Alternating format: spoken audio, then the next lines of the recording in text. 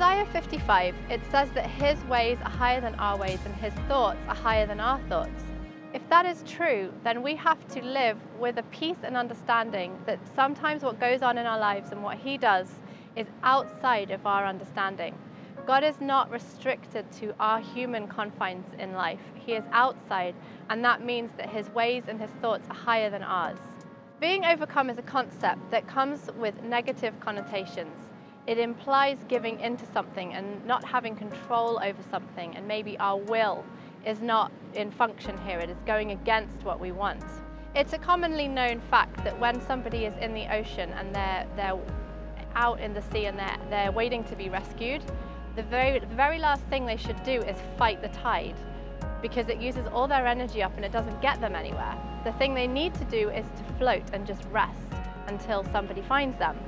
It's exactly the same concept in the kingdom of God.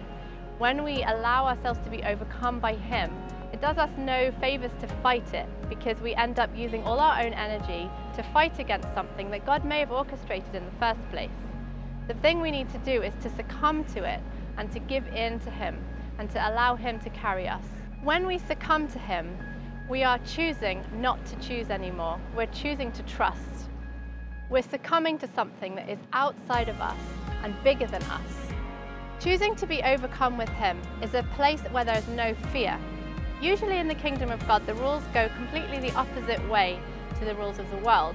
So being in a place where I have no choice and I feel I have no control is probably the safest place for me to be, because it's the only place where whatever happens next, I can put my trust in that his ways and his thoughts are being outworked in my life.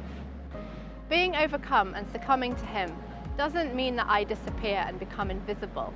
It means that the truest version of me starts to emerge. No longer am I forcing my will and forcing my way and forcing my thoughts, but I am giving in and I'm being overcome by his strengths. They cover my weaknesses and his ways that are always the right way. Give me